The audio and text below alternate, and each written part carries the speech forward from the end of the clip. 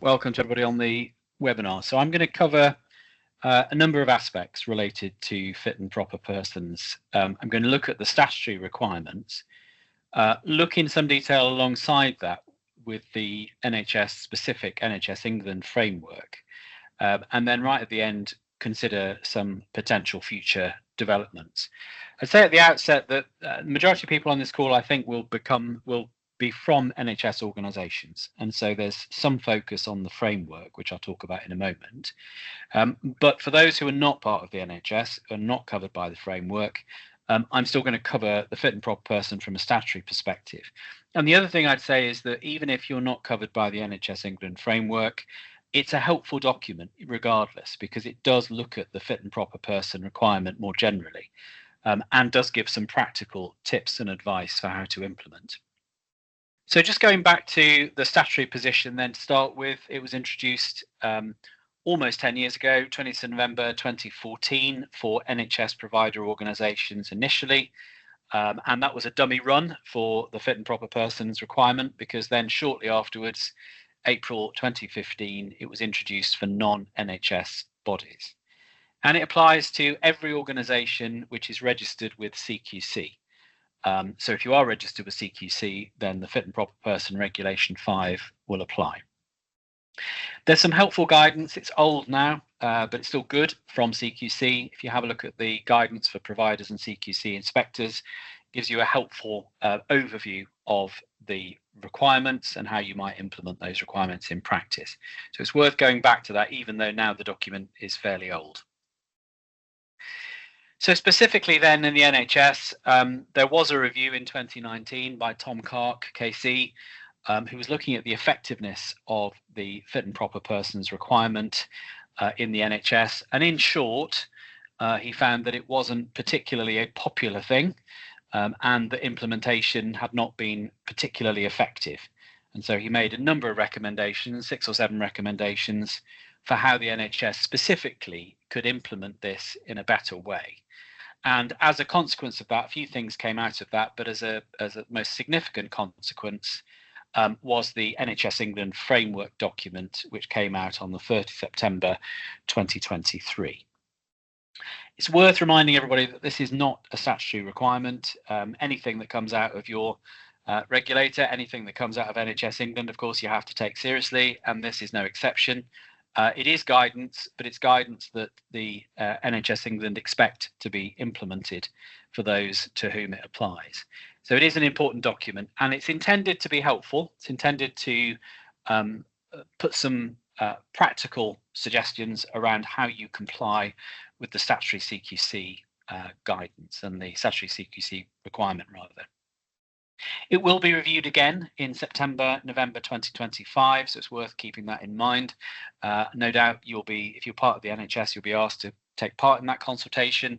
It'll look at whether or not these measures, the changes implemented by the framework, are effective in embedding properly the fit and proper person regulation in NHS organisations. The other thing to say right at the very beginning is that the framework document is meant to be read in conjunction with other NHS documents. I've listed them there, particularly the NHS Leadership Competency Framework, or the LCF. That will be and is a central part of the way in which the NHS are expected to implement the framework itself.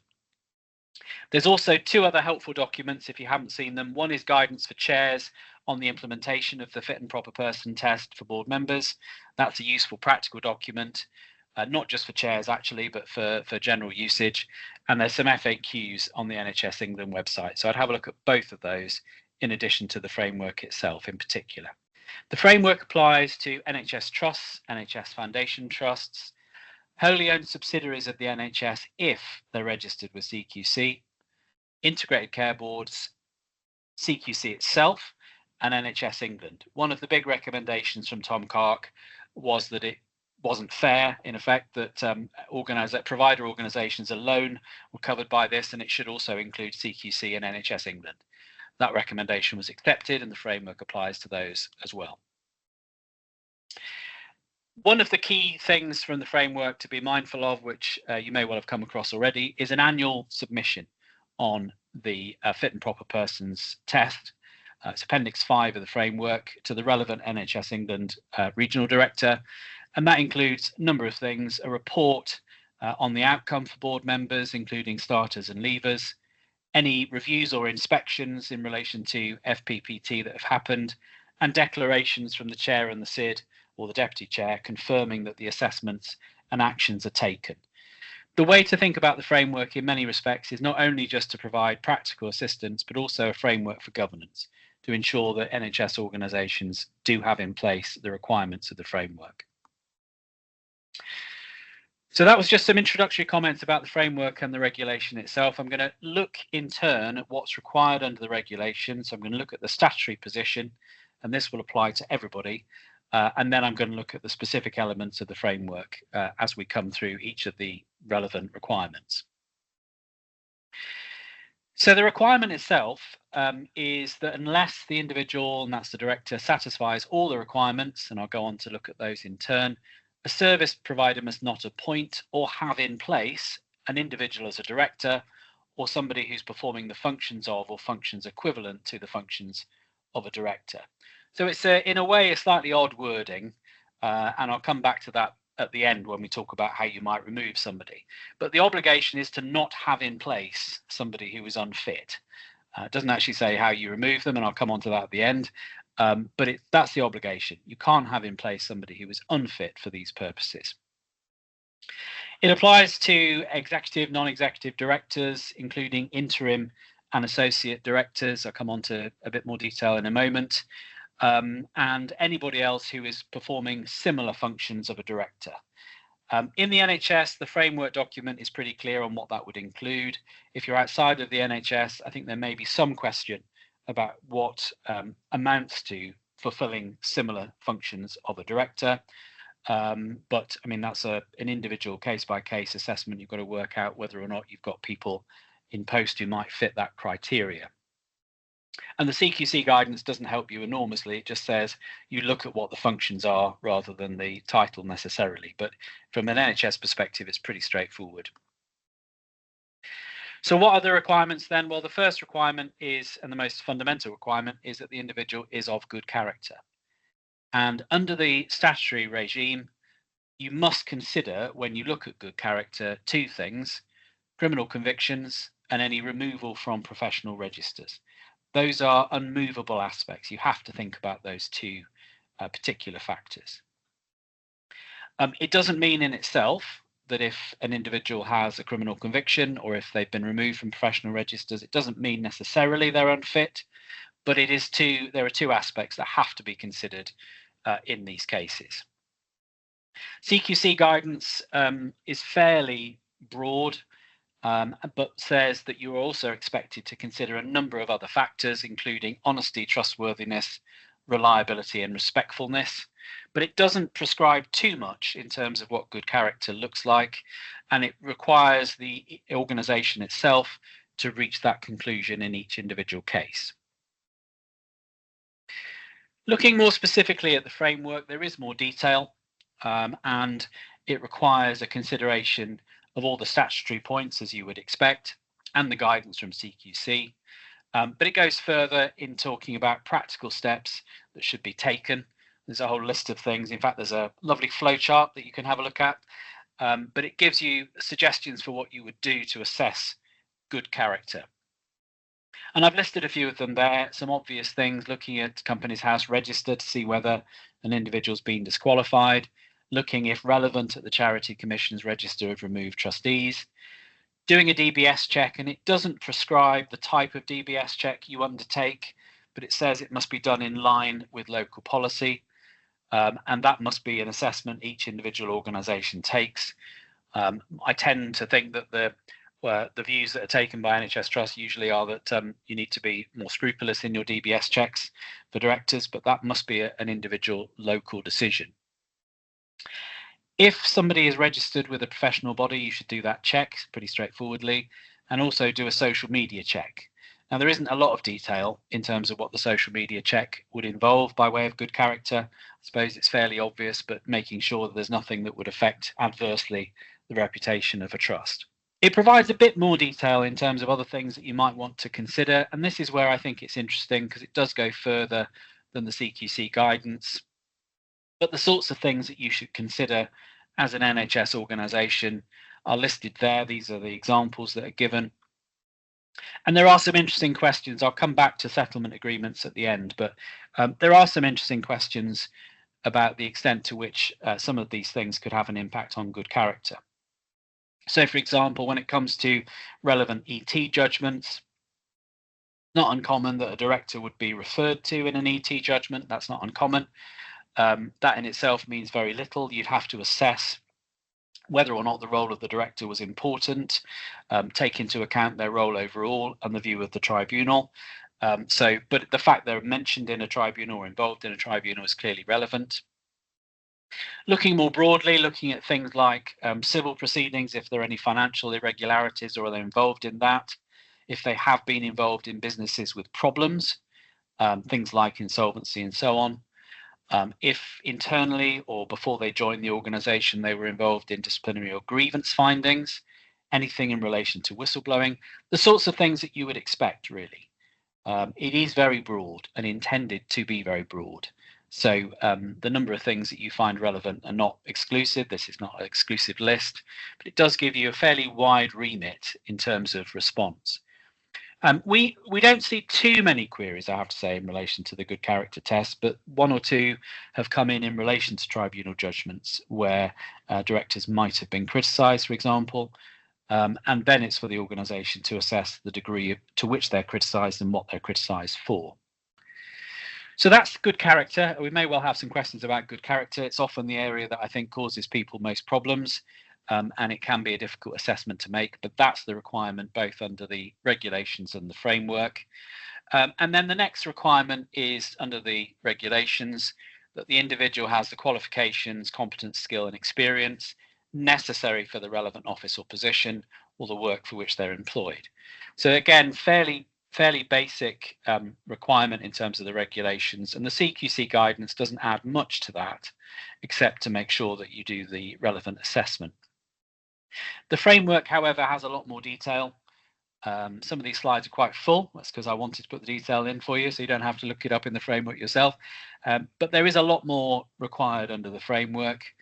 Very clearly, things like job descriptions and person specs need to set out the requirements. You need to assess what sort of requirements you need for a director, and specifically with reference to the Leadership Competency Framework, the LCF. So from the 1st of April, the idea is it should be incorporated in all NHS board member role descriptions. And these are the relevant domains. I've listed them there. Now, some caution about that. Not all directors necessarily are going to have to tick all the boxes in terms of the 6 domains. There may well be reasons why it's not relevant for a particular position, but you have to come back to the LCF. And that's one of the things I think that this framework document, over time at least, will have a significant impact upon, because there is a requirement, which I'll mention later, in terms of appraisals, but making sure that appraisals are up to date, making sure that the LCF is embedded into that appraisal process, and all of that will inform whether or not you are complying with the fit and proper assessment when you put it in every year.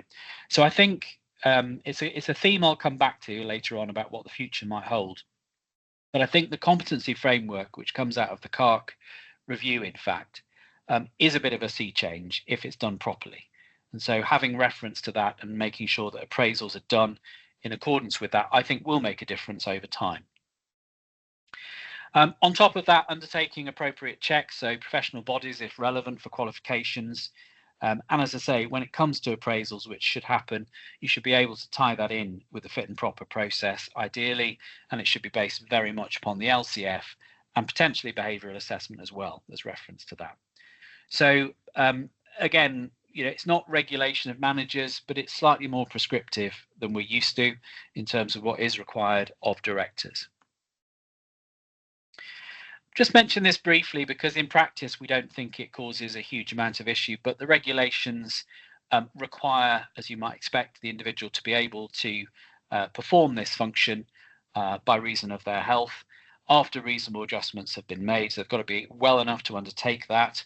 And of course, that should usually involve occupational health where appropriate, and the requirement to make reasonable adjustments where necessary and where the individual suffers from a disability. So not very much to say about that. Again, it's a requirement, but it's a requirement that we don't see causes too many difficulties as long as reasonable adjustments are considered. The next part of the regulations, 5.3d, is one of the areas I think that's caused the most concern when it was introduced and has caused some difficulties over the years because of the way in which it's phrased and the very subjective nature of the requirement. But this is for the individual not being responsible for or privy to or contributed to or facilitated any serious misconduct or mismanagement, whether unlawful or not. Now, the reason that's caused, I think, some difficulty is partly because of the word privy to, the words privy to. Clark, in his recommendations, suggested it should be removed because it didn't mean very much, and not many people understand what privy to means. And he also made the point that it could be unfair. You could be a very junior director, just in a first board position, sort of 10 years ago, and you're part of a board when decisions are taken that you don't fully understand, for example. To what extent have you been privy to those decisions? It's an open question. So it is a difficult area sometimes, but it is an individual assessment. It's worth remembering. It's not a board assessment. The fact that a director might have been on a board at a particular time isn't in itself particularly relevant. It's a question of what they should or shouldn't have done at that point. But as you can see, it's a fairly broad. So serious misconduct, mismanagement's broad, and it also includes things which are lawful and unlawful. So it's a very broad concept in theory, and that has caused some difficulties. It's not time limited. So in terms of how long ago this happened, if it suddenly came to light, for example, that you were on a board that had made some terrible decisions and that could amount to serious misconduct, even if it was a long time ago, it's a relevant consideration for whether or not you're of good character. The framework, the NHS framework, goes into a bit more detail and reiterates some of the CQC guidance, actually. Both the guidance and the framework say that context is paramount. You have to look at the individual circumstances and degrees of culpability. And usually you would expect, if those issues of serious misconduct or mismanagement are going to be relevant, you'd expect them to have been upheld after a disciplinary process. In other words, you wouldn't expect allegations of that sort not to have been taken through a formal process. Not a requirement, but you wouldn't expect it. So you're normally looking at internal processes that have been concluded. Obvious things, you've got to consider the extent to which the individual was involved in those decisions, whatever those decisions were.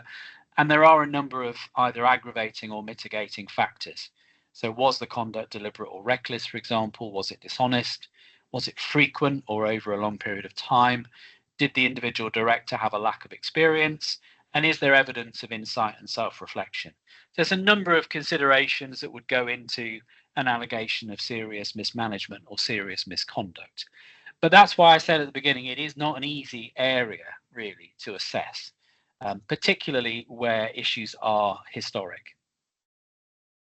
There are some examples in the framework. I've cut a few of them out, just so you can see the sorts of things. Most of these things, I think, are pretty obvious. Fraud, theft, conduct that's dishonest and so on, criminal behavior, sexual harassment, the sort of things that you would expect in this context, as well as whistleblowing victimization.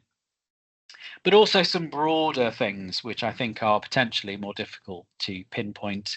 Disregard for appropriate standards of governance, for example, that covers a fairly wide number of potential issues and concerns. Equally, failure to make full and timely reports to board.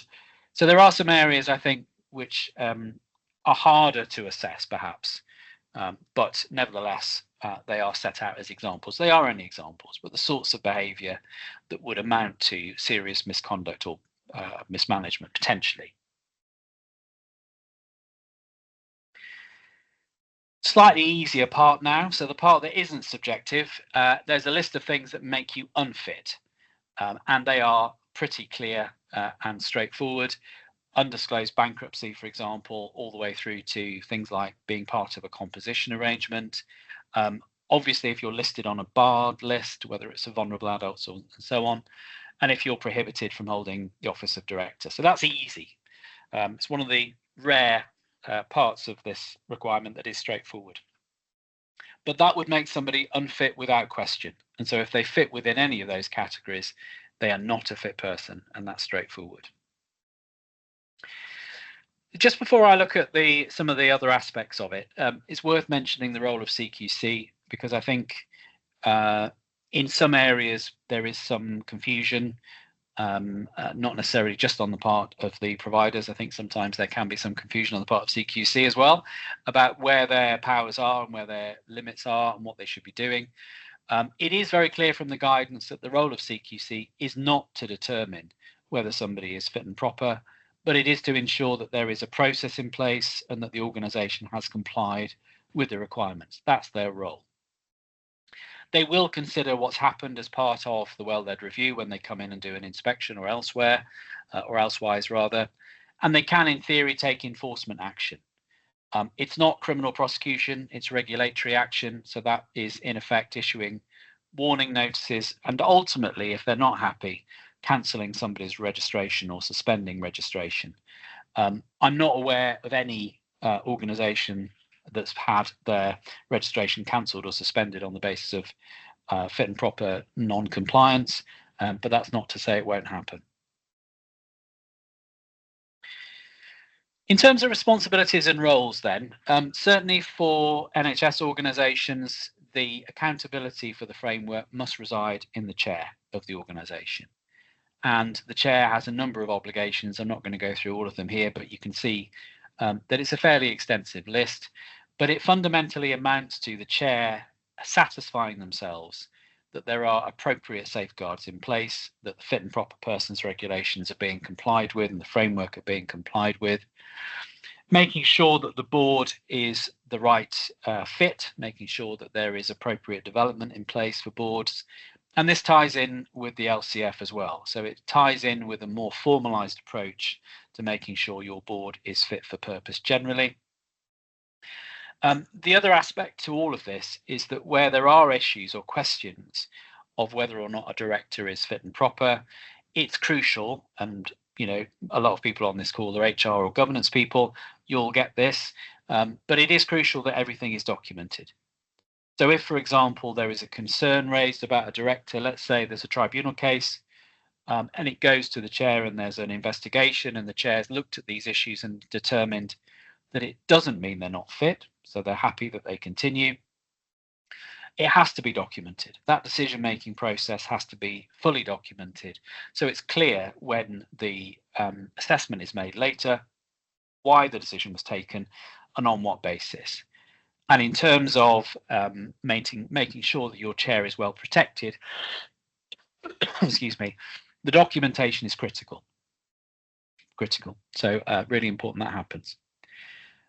The framework also says it's good practice for the chair to report on the fit and proper persons test to the board in a public meeting and also to the Council of Governors for foundation trusts.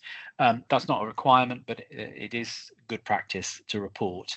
I envisage that would only amount to them saying we've done the process, we've done the assessment, and we are satisfied that our directors amount to fit and proper people.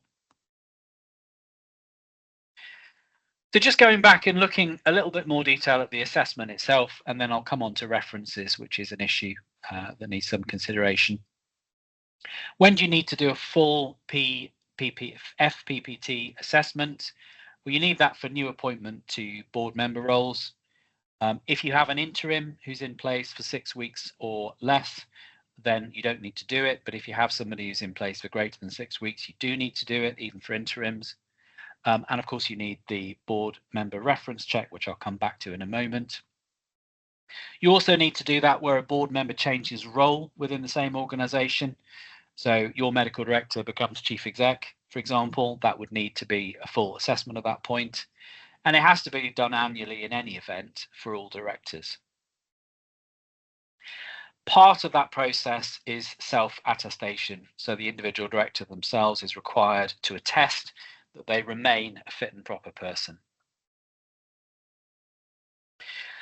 So let's talk about references, because of all the areas we've had questions on as a firm, I think it's safe to say the most common questions we've had relate to references and what references should say and how you manage that process. So some general points first. There is a template reference. The idea, and this comes again out of the CARC review, but the idea was to have some degree of consistency and standardization across the NHS, to avoid the sort of revolving door, in the words of CARC, where people come and go without full references. So there is a standard reference that has to consider, in putting that together, you have to consider the 6 competency domains from the LCF. And there is a template, as I say, which forms part of this framework. You also need to store some data, and I'll come on to that in a moment, and make sure that the data you do keep, of course, is accurate. The references that you create in relation to the fit and proper persons have to be done at the point of departure. So regardless of what the intention is for the director, whether they're going to retire, whether they're made redundant, whether they're intending to work in the private sector, doesn't matter. The obligation is that you will have an accurate and complete board member reference at the time they depart from the organisation. As you would expect, the data must be accurate and up to date, and when it comes to settlement agreements, you might be in a slightly tricky position. So for existing agreements, if there's a non-disclosure agreement or a settlement agreement in place, you should seek permission from the individual to include that information. They may not give it, of course, but you should still seek it. But for new settlement agreements, there should be a requirement that information can be included about the agreement in ESR. So from here on in, you shouldn't have the problem of confidentiality under settlement agreements, but recognizing that historically you may well have settlement agreements that are confidential and shouldn't be shared without authority. What do you do, and this happens quite frequently in some cases, what do you do when you've got a process which is incomplete? So let's say you've got a concern about a director, the director decides that it's time to move on, so they move on to another organisation. What do you do with those investigations? What do you do with those concerns? Well, references should include information about any discontinued, outstanding or upheld complaints, where they're tantamount to gross misconduct or serious misconduct or mismanagement. So the fact that an investigation has been discontinued is an important factor, and it needs to be referred. Of course, if the investigation's been completed and there's no case to answer, that's not something necessarily that goes part of the reference because the investigation's finished. But where it's incomplete, where it's outstanding, or where there are upheld complaints, that's relevant and should be included in any reference. Similarly with disciplinary action. So we're talking about complaints that are upheld, but also any disciplinary actions that are taken by the organisation.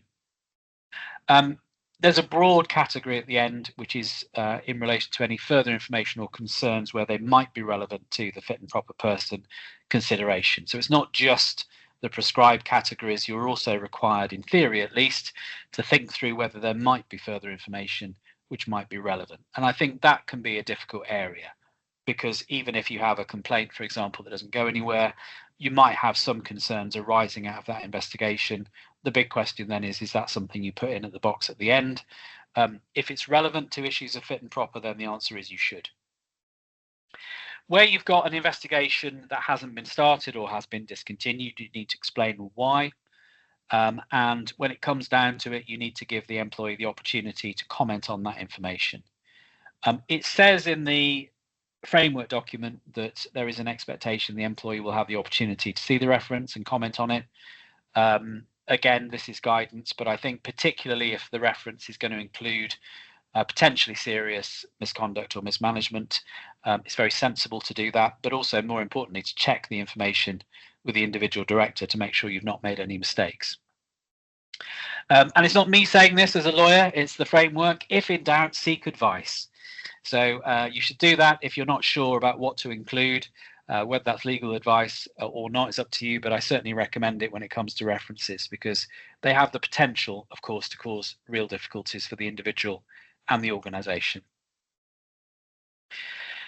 So in terms of obtaining references then, so that's looking at the sort of content side. In terms of obtaining them then, When do you need to do that? Well, you need to do it for first-time board members from outside the NHS, and the guidance says you're looking at 2 references from different employers where possible.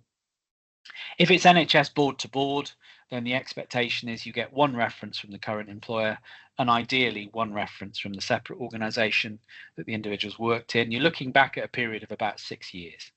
So that's the period of time you're looking for. If an individual's joined from a non-NHS role or a non-board role, then really you need to do your best and make every practical effort to find a cover of 6 years. So an explanation if there are gaps, but certainly to see what they were doing for the last 6 consecutive years.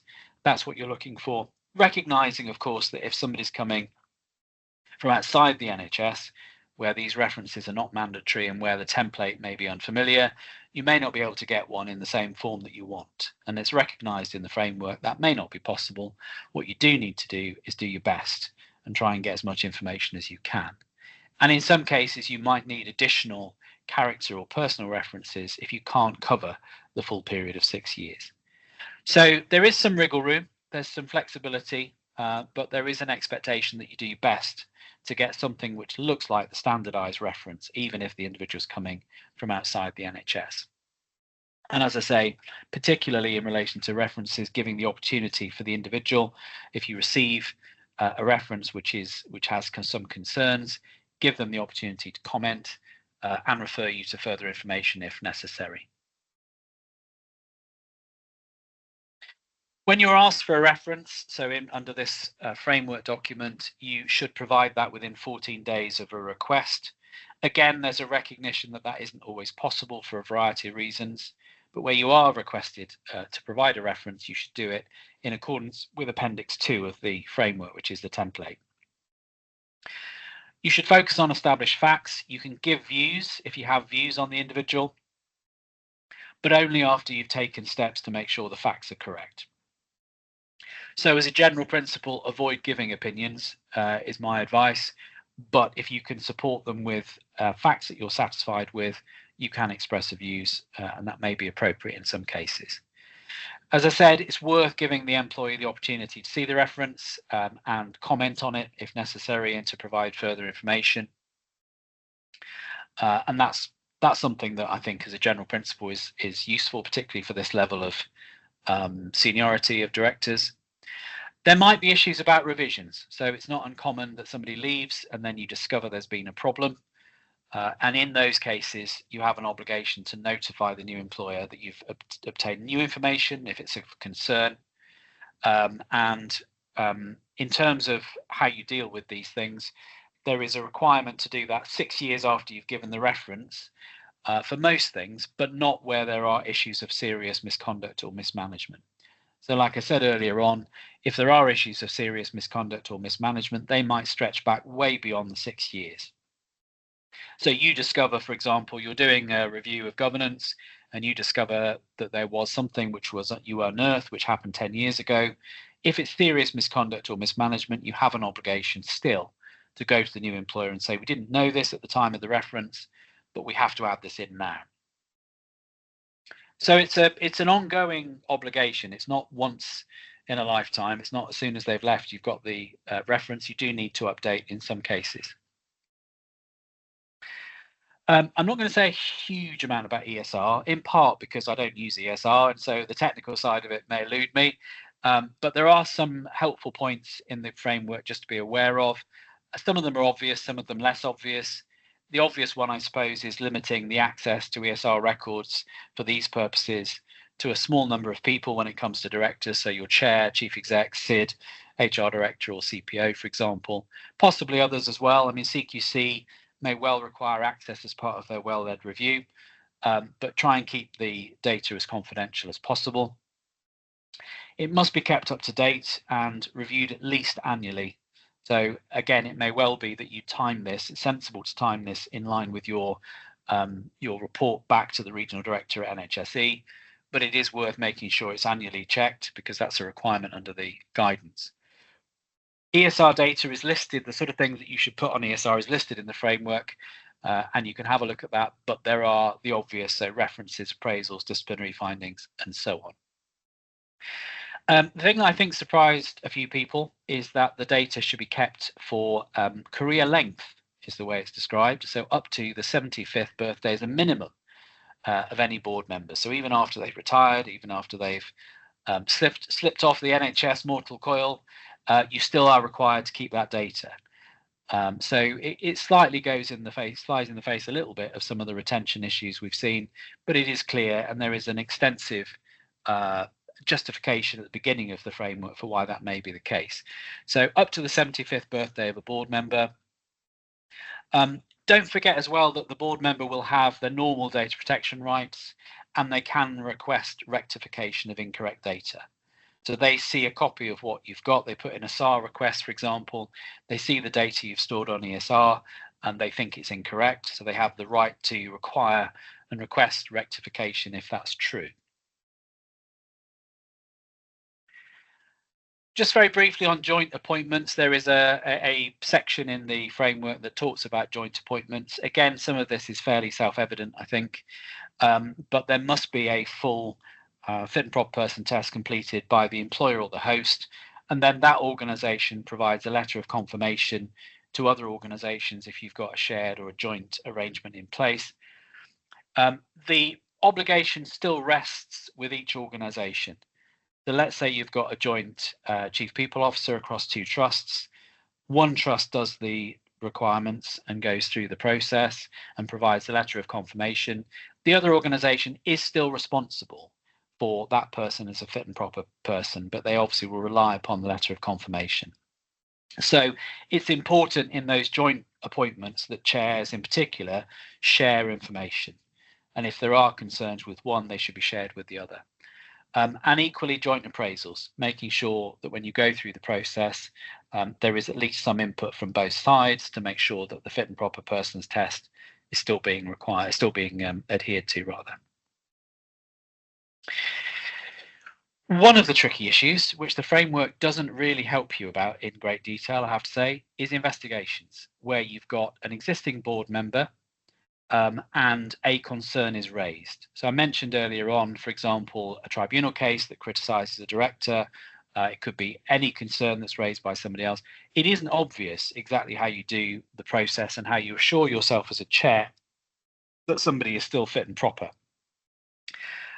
The advice that I would give, and the advice which seems consistent with what the framework says and generally, is that you should follow your local policies as far as possible.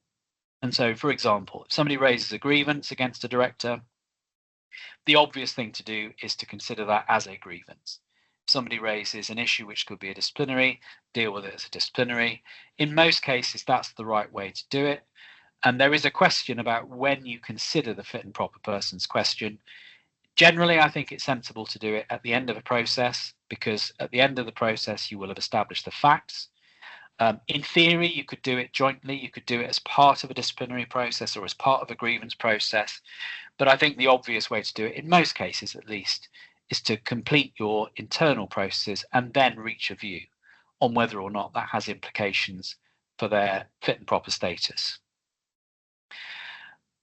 When you're looking at how you do that, it may well be, and this again is referenced in the framework and the CQC guidance, in fact, it may well be, given the nature of the allegations, given the nature of the seniority of the individual, that you want an external independent investigator with clear terms of reference to look specifically at this issue of fit and proper. May well be that's what you do. Again, if you've used an external investigator for disciplinary or grievance, you may not feel the need to go further. But either way, you want some degree of independence, particularly given the seniority, as I say. So leaving aside the fact there isn't a specific policy or approach procedure set out in the framework to how you assess this, you should adopt general principles of fairness. So making the director aware, giving them the opportunity rather to comment, making sure that the chair who makes the decision ultimately has all the relevant pieces of information and has a fair opportunity to do that assessment. And then, as I say, it's for the chair to make that determination. Usually, I have to say, with fairly extensive advice, we've advised on a few of these cases, whether it's HR advice, whether it's legal advice, your chair will need some support in reaching that conclusion, but ultimately it rests with them. And as I mentioned earlier, one of the key things is making sure that that process is recorded and the decision making is very clear. So I mentioned this at the beginning, this sort of almost sort of euphemistic or Kafkaesque position where it says you shouldn't have unfit people in place. And Regulation 5.6 holds the same sort of approach, really. It says where an individual who holds an office or position no longer meets the requirements, the service provider must take such action as is necessary and proportionate to ensure that the office or the position in question is held by an individual who meets such requirements. So it doesn't say boot them out, it doesn't say this is how you should get rid of them. But by definition, if you're going to make sure somebody's in place who is fit, then you've got to get rid of the person who isn't fit, surely. So it's slightly euphemistic, but that's what it comes down to. And then once you've done that, so once you've taken action to remove them, you may have to also refer them to their professional body, which again is something you would do probably as a matter of course, I imagine. Again, there isn't any set procedure for doing this. You're going to have to follow your governance procedures. You're going to have to make sure that it's consistent with your constitution if you're a foundation trust, or the statutory requirements if you're an NHS trust. And you're going to have to use those local policies. So whatever your normal process would be for removing a director, this is no different. But clearly you're going to have to take action to ensure that they are removed. I've made that sound relatively simple, and of course it's never simple in these sorts of cases to remove such senior people, but that's really a question for your local procedures and policies, really, fundamentally. So finally then, what about the future? Worth having a think about the future, what could happen? The big issue, particularly after the Lucy Letby case, was again a further discussion about the regulation of managers. I think after the CARC reforms, there was a little bit of a lull in that question, but clearly it's back on the agenda potentially. Government asked NHS England to review proposals for the regulation of managers, NHS managers. Labour Party, Wes Streeting, is committed to introduce the regulation of NHS managers. So it looks like this is going to be raised again in some form. It's not a straightforward question, I think it's safe to say, about how you would do this.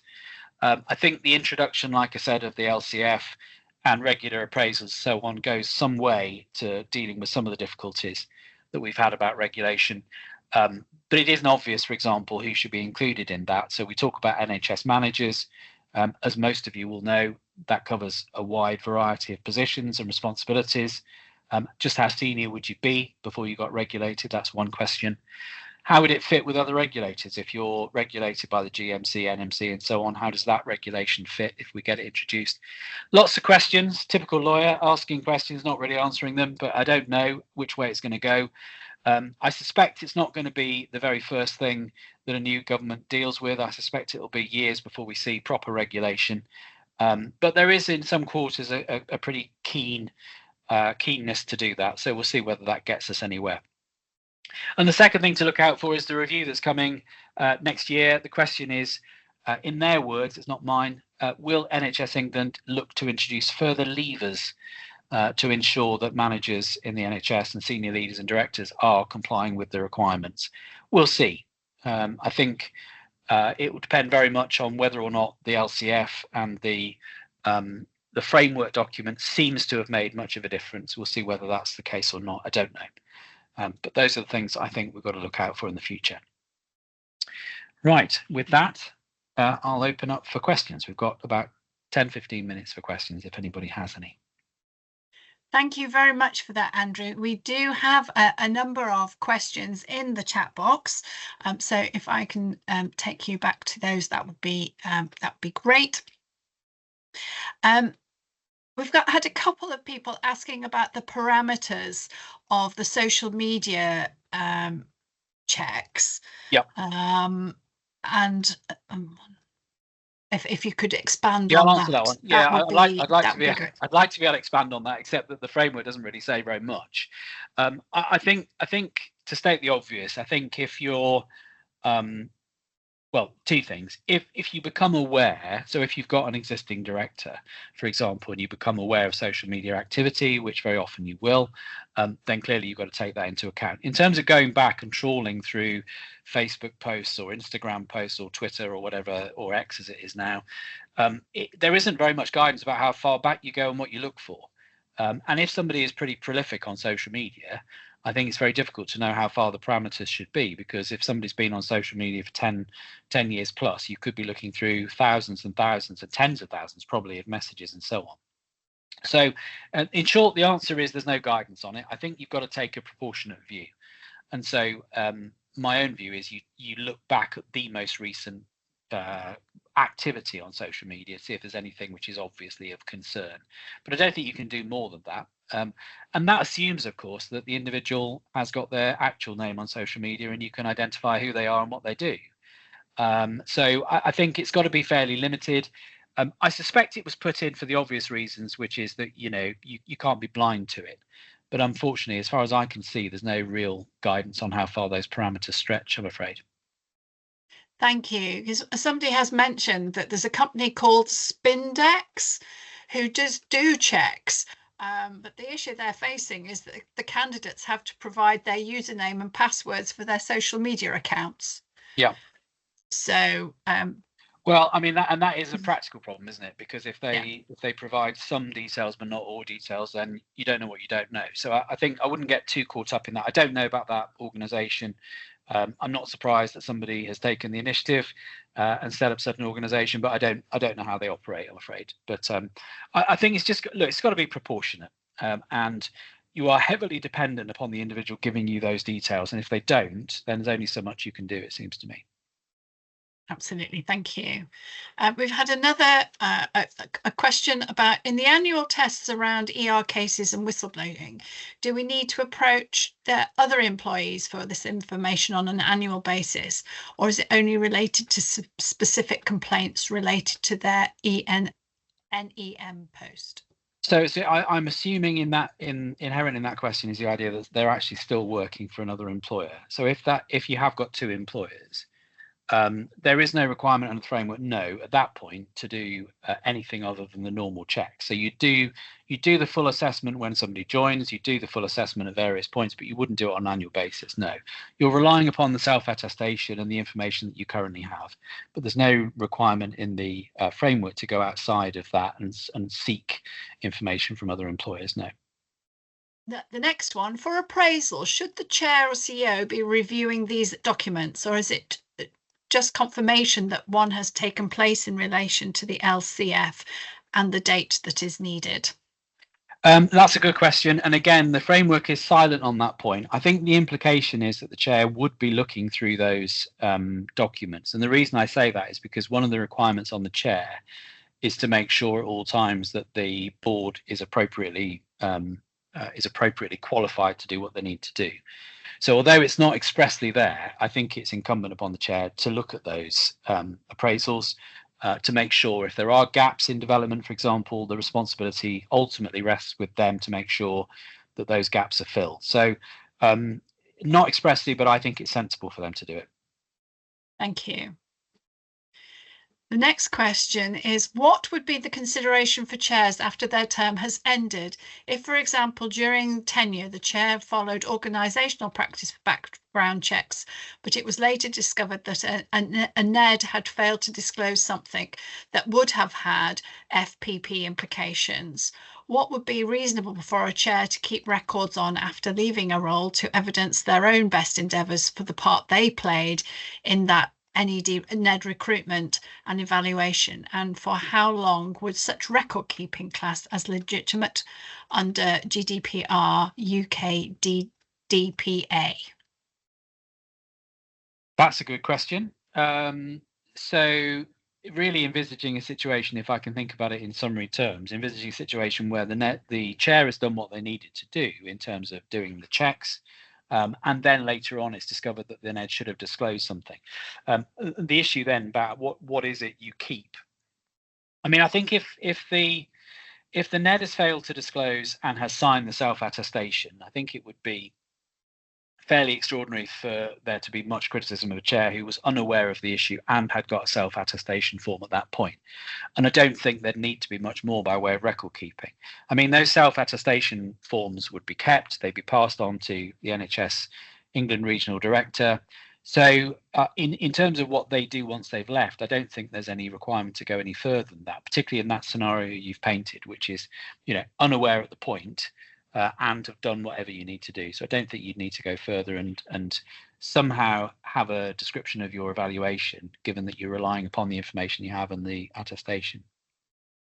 The next question is about DBS. The Yeah. guidance talks about directors not being listed on a barred list. Yeah. You cannot check if you have a clear DBS on a barred list unless it is an enhanced clearance, but the DBS won't do an enhanced check unless you do regulated activity, and most of our FPP don't do regulated activity, and it feels like we're going round in circles. Well, you are, Lynn. I mean, that's the that's the short answer. I mean, I raised this issue when it was introduced, going back, crikey, I can't believe it's almost 10 years. But when it was introduced, I raised this issue with CQC because it seemed to me that the DBS issue was a big issue. Because if you look at the forms that you complete, you have to sign to say that you are, as you say, undertaking or involved in a regulated activity. And the problem is, of course, that isn't always correct. But in order to get the appropriate check, you have to fill the form in. So you are in that difficult space. And I approached CQC because I was getting asked that question by quite a few clients at the time they were raising it. And I remember that they told me they were going to update their guidance, which we're all very excited about. Until it was updated to say you need to comply with the requirements of the DBS requirements, which sort of doesn't answer the question at all. I think in practice, and I'd be very happy to be contradict on this, but I think in practice, where trusts have taken what I would describe as a slightly more lenient approach is to the point about whether or not individuals are undertaking regulated activity. In other words, my experience is that trusts do the enhanced clearance checks now, and in fact I think that would be, in some cases, it's been expressed to be the preference or the requirement of a CQC inspector. So that's what I think happens. But you're quite right, it's an issue that's never been resolved, because you can't do it unless you tick that box, and you can't tick that box necessarily. So I don't have an answer for you, and the guidance is not helpful, because the guidance just says you've got to comply with the rules. Thank you. Yes. Sorry. Next question.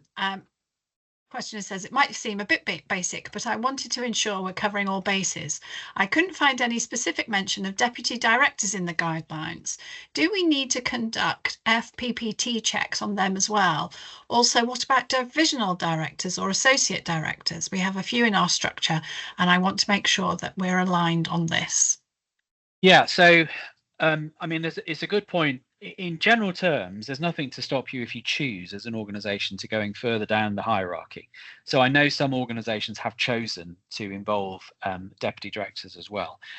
The framework indicates that wouldn't be a requirement. And so when it comes to putting in your annual assessment to the regional director, they don't expect you to include that level of deputy directors, because the logic is a deputy director is not undertaking the function of a director, because you've got a director in post. So there's no requirement to do it, and the same applies for divisional directors. Associate directors are different in the sense that if they are undertaking the role, the fact they don't have a vote on board doesn't matter. Specifically, it doesn't matter. And so if associate director is in place, then that would be expected to be part of the assessment. That's what the framework says. It specifically refers to associate directors. Divisional directors, no. Deputy directors, no. But you could include them in your approach to fit and proper. It's just that it's not a requirement for the annual assessment. And it's certainly not a requirement under the regulations, because they wouldn't be undertaking the role equivalent to a director. Is a CCJ check a requirement? Confusing information in the guidance.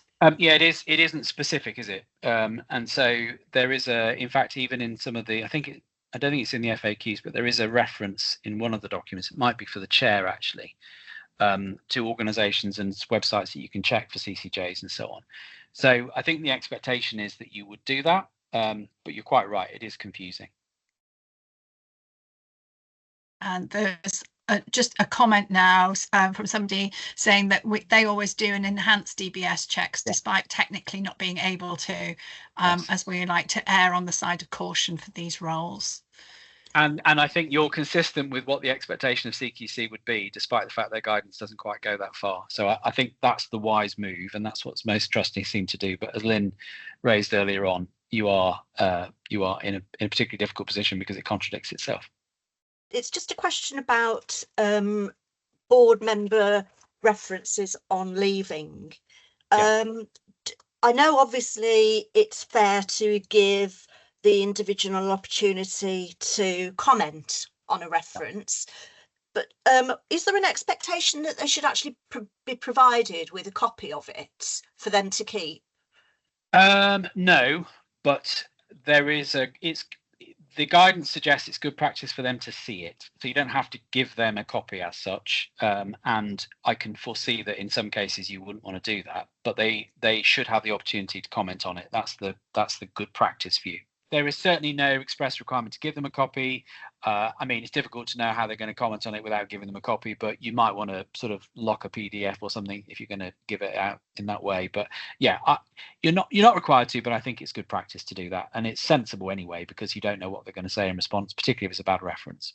Our DBS counter signatories at track won't authorise enhanced DBS checks when requested. Are we okay using basic DBS checks? I think if you fit within the parameters, so in other words, if you're happy that you're not required to do an enhanced one, or you're not going to be able to do an enhanced one, then yes is the answer to that, because it does refer in the guidance to your local policies. So if that's consistent with what you'd normally do, as I say, quite a few people take the view that you should do the enhanced, but if you can't do it for that reason, fair enough. Yeah. With that, we'll say goodbye. Thank you very much. Thank you all.